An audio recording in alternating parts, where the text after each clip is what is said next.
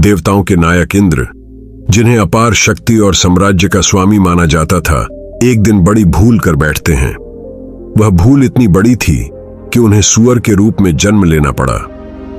बाकी देवताओं ने उम्मीद की थी कि इस कष्टप्रद जीवन में इंद्र अपने पापों का प्रायश्चित करेंगे और एक दिन अपना खोया हुआ इंद्रासन वापस प्राप्त करेंगे। लेकिन क्या हुआ? सूअर का जन्म लेते ही इंद्र अपना असली रूप भूल गए। वह एक साधारण सूअर की तरह जीवन जीने लगे। कुछ समय बाद इंद्र को एक सौरी सूअर की पत्नी मिल गई और उनके छोटे छोटे बच्चे भी हो गए। अब बाकी देवता इंद्र की स्थिति देखकर हैरान रह गए। यह क्या हो रहा है? इंद्र तो अपार शक्ति के स्वामी थे और अब यह गंदगी में सस्ती खुशी पा रहे हैं। देवताओं ने सोचा कि इंद्र को समझाया जाए। एक दिन उन्होंने सूअर बने इंद्र के पास जाकर कहा, तुम अपार सामर्थ्य के स्वामी हो, तुम्हारा असली स्वरूप बहुत महान है। इस गंदगी और मल में खुश होने से तुम्हें क्या मिलेगा? इस कष्टप्रद जीवन को छोड़ दो और तुम्हारा वास्तविक सम्मान और सुख वापस मिल सकता है। मुझे और मेरे परिवार को छोड़ दो, यह मेरे लिए स्वर्ग है। मुझे इसमें कोई परेशानी नहीं है। तुम लोग क्यों मेरी जिंदगी में हस्तक्षेप कर रहे हो? इंद्र, जो सूअर के रूप में थे, अब पूरी तरह से इस गंदगी में रम गए थे। उन्होंने अपनी असली पहचान और कर्तव्य को पूरी तरह से भुला दिया था। लेकिन देवताओं ने हार नहीं मानी। वे जानते थे कि इंद्र को समझाना होगा। देवताओं ने अब एक नई योजना बनाई। उन्होंने धीरे धीरे सूअर के बच्चों को मारना शुरू किया। जैसे जैसे बच्चों के प्राण जाते, सूअर का दिल टूटता गया। एक एक करके उसका पूरा संसार उजड़ने लगा। अब सूअर इंद्र को अपनी दुनिया से वैराग्य हो गया। जैसे ही उसका मन इस संसार से उब गया, इंद्र अपने असली रूप में प्रकट हो गए। वह हंसते हुए देवताओं के पास गए और बोले, मुझे अब समझ में आया, मैं कितना मूर्ख था। मैंने गंदगी और कीचड़ को ही जीवन का सर्वोत्तम सुख मान लिया था। मुझे लगता था कि यह स्वर्ग है, लेकिन अब मैं जानता हूं कि यह सब सिर्फ मेरी अज्ञानता थी। स्वामी विवेकानंद हमें इस कहानी से बहुत गहरा संदेश देते हैं। वह कहते हैं कि जैसे इंद्र ने सूअर के जीवन को ही सर्वोत्तम मान लिया था, वैसे ही हम भी अपनी वास्तविक पहचान भूल जाते हैं। हम दुनिया के सुख और अपने छोटे छोटे इच्छाओं में बंधे रहते हैं। जब तक हम अपनी इंद्रियों से सुख की उम्मीद करते हैं, हम अपनी कमजोरी और दुख को सच मानते रहते हैं। हम अपनी दुनिया से इतने प्यार में रहते हैं कि जब कोई हमें इसके बाहर का रास्ता दिखाता है तो हम उसे अपना दुश्मन मान लेते हैं। लेकिन अगर हमें सही दिशा में चलना है तो हमें संघर्ष को स्वीकार करना होगा। हमने ही अपने आप को कमजोर बनाया है और हमें ही इस कमजोरी से बाहर निकलना है। सुख से ज्यादा संघर्ष को प्राथमिकता दो। जीवन के संघर्षों से भागने की बजाय उन्हें अपनाओ। हर अनुभव से सीखो। जब हम अपने डर का सामना करते हैं तो हम पाते हैं कि हम डर से कहीं बड़े हैं। मन को शांत और अनुशासित रखना बहुत जरूरी है। हर दिन अभ्यास करो। जो भी तुम्हारी सर्वोत्तम फिलॉसफी है, उसे अपनी जिंदगी में उतारो। जितना ज्यादा तुम अभ्यास करोगे, उतना ज्यादा तुम्हारी बुद्धि स्थिर होगी और फिर तुम हर कठिनाई को आसानी से पार कर सकोगे। इस कहानी के माध्यम से स्वामी विवेकानंद हमें यह समझाते हैं कि जैसे इंद्र ने अपनी असली पहचान भूलकर सूअर के जीवन में सुख की उम्मीद की, वैसे ही हम भी बाहरी सुखों और संसार में फंसे रहते हैं। हमें अपने अंदर की शक्ति और वास्तविकता को पहचानने के लिए संघर्ष करना होगा।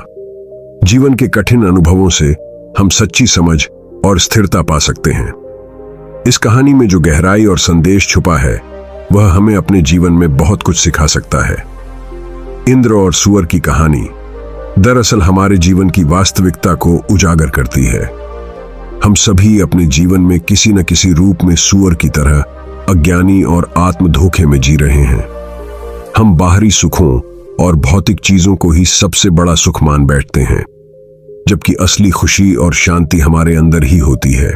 कभी कभी हम इस सूअर की तरह अपने दुखों और समस्याओं में इतने डूब जाते हैं कि हमें लगता है कि यही हमारा संसार है, यही हमारा सुख है।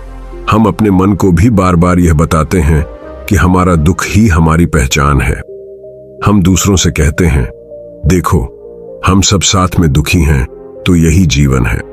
यह कुछ ऐसा ही है जैसे सुअर को उसकी गंदी दुनिया में खुशी मिल रही थी, लेकिन जैसे ही उसने अपनी पूरी दुनिया खो दी, तभी उसे अपनी गलती का एहसास हुआ। मनुष्य की एक विशेषता होती है कि वह कभी न कभी अपने सच्चे स्वरूप को महसूस करता है। जब हम जीवन में ठोकर खाते हैं, परेशान होते हैं, तो हम समझ पाते हैं कि कुछ चीजों से हमारा लगाव ही हमें दुखी कर रहा था। हमारे पास हर अनुभव से कुछ न कुछ सीखने का अवसर होता है। यही संघर्ष हमारी आत्मा को परिष्कृत करता है। जितना हम संघर्षों का सामना करते हैं, उतनी ही हमारी समझ और शक्ति बढ़ती है। स्वामी विवेकानंद का यह विचार कि सुख से ज्यादा संघर्ष को प्राथमिकता दो बहुत महत्वपूर्ण है। अगर हम संघर्ष से बचने की कोशिश करेंगे तो कभी भी अपनी असली शक्ति और समझ को नहीं जान पाएंगे।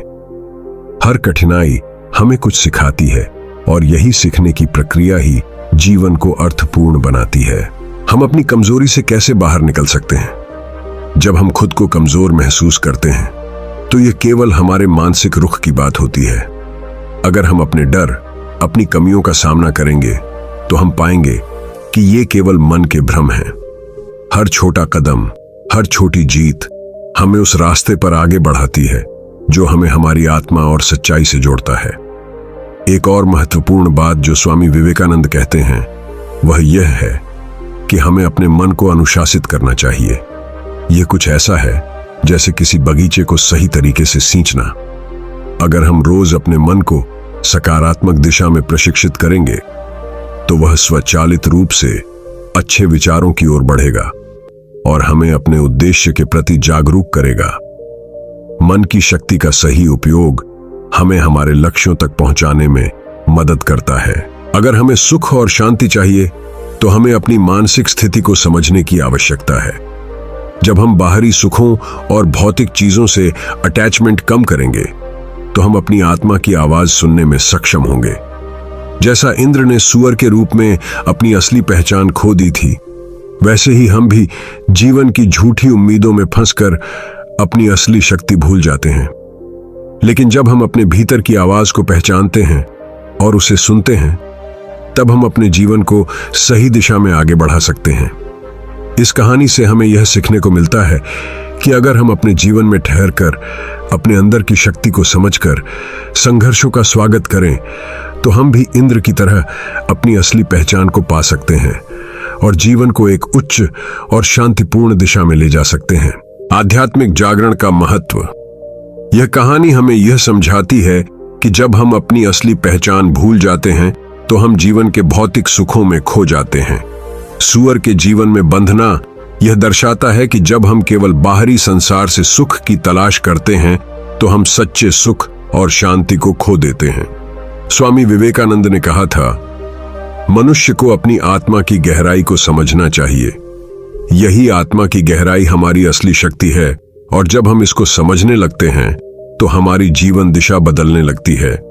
आत्मज्ञान की प्राप्ति के बाद ही हम अपने जीवन में संतुलन और शांति पा सकते हैं। जागरूकता और ध्यान का अभ्यास हमें इस आत्मज्ञान तक पहुंचने में मदद करता है।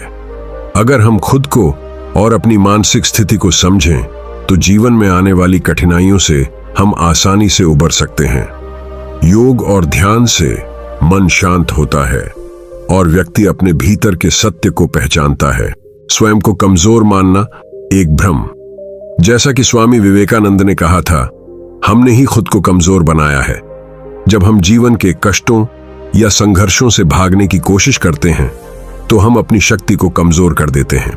हम खुद को यह विश्वास दिलाते हैं कि हम कुछ नहीं कर सकते, लेकिन यह केवल हमारा भ्रम होता है। हमारा असली रूप अपार शक्ति से भरा हुआ है। यह भ्रम तब टूटता है जब हम अपने डर और कमजोरियों का सामना करते हैं। इंद्र की तरह हम भी अपनी कमजोरियों से छुटकारा पा सकते हैं। अगर हम अपने डर का सामना करें तो हम पाएंगे कि हमारी शक्ति और आत्मविश्वास कहीं ज्यादा है जितना हमने पहले कभी सोचा था।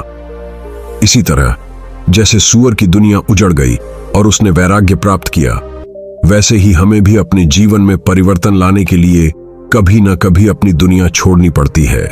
साधना और अभ्यास का महत्व। स्वामी विवेकानंद के अनुसार सच्ची साधना और अभ्यास ही व्यक्ति को उसके असली स्वरूप से जोड़ते हैं। बिना अभ्यास के हम कभी भी अपनी मानसिक क्षमता को पूर्ण रूप से जागृत नहीं कर सकते। साधना केवल आध्यात्मिक नहीं होती, बल्कि यह हमारी दैनिक जीवन की आदतों में भी हो सकती है। सतत अभ्यास से ही हम अपनी आदतों को बदल सकते हैं। अगर हम एक छोटी सी आदत को सुधार लें, तो वह धीरे धीरे हमें हमारी पूरी दिशा बदलने में मदद करती है। यह हमारे जीवन में निरंतर सुधार लाता है और हमें अपने लक्ष्यों के करीब ले आता है। इसके अलावा स्वामी विवेकानंद का यह भी मानना था कि योगी वह नहीं होता जो किसी मंदिर में बैठकर ध्यान करता है, बल्कि वह है जो अपने कार्यों में योग और ध्यान को लेकर चलता है। इसका मतलब है कि साधना का वास्तविक अर्थ केवल पूजा पाठ नहीं, बल्कि हमारे हर कर्म में आत्मनियंत्रण और ध्यान होना चाहिए। हमारा मन और हमारे अनुभव। इस कहानी में सबसे महत्वपूर्ण बात यह है कि हमारे मन के प्रभाव से हमारा जीवन बदलता है। स्वामी विवेकानंद ने कहा था, मन ही वह शक्ति है जो हमें हर स्थिति में बनाए रखता है। मन हमारी सोच और हमारी प्रतिक्रियाएं तय करती हैं कि हम कैसे जीते हैं। अगर हम अपने मन को शांत और नियंत्रित रखते हैं, तो कोई भी स्थिति हमें परेशान नहीं कर सकती। दृष्टाभाव यानी सब कुछ देखने की स्थिति में रहना हमें अपने अनुभवों को बिना किसी जुड़ाव के देखना सिखाता है। हम जो भी स्थिति अनुभव करते हैं वह केवल एक पल है और यह समय के साथ बदल जाएगा। अगर हम अपने मन को स्थिर और शांत रखते हैं, तो कोई भी सुख या दुख हमें परेशान नहीं करेगा। यह हमें जीवन में संतुलन बनाए रखने में मदद करता है। दुनिया के सुख और दुख से ऊपर उठना। स्वामी विवेकानंद ने जीवन को समझने का एक बहुत गहरा तरीका बताया। जो कुछ भी आता है वह चला जाता है। यह हमें यह समझाता है कि जीवन में सुख और दुख दोनों ही अस्थायी हैं। कोई भी स्थिति स्थिर नहीं रहती। इसलिए हमें इनसे जुड़ने की बजाय इन्हें एक अनुभव के रूप में देखना चाहिए।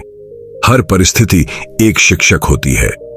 जब हम जीवन को इस दृष्टिकोण से देखते हैं, तो हमें हर दुख में भी कुछ न कुछ सीखने का मौका मिलता है। जीवन के उतार चढ़ाव हमें और मजबूत बनाते हैं और हमारे दृष्टिकोण को विस्तृत करते हैं। आत्मविश्वास और समर्पण। अंत में स्वामी विवेकानंद का यह भी कहना था कि समर्पण और आत्मविश्वास से ही हम अपने जीवन को सही दिशा दे सकते हैं। हमें अपने जीवन में ईश्वर या अपनी आंतरिक शक्ति के प्रति समर्पण करना होगा। अगर हम पूरी निष्ठा और विश्वास के साथ जीवन में चलेंगे, तो कोई भी मुश्किल रास्ता हमारे लिए असंभव नहीं होगा।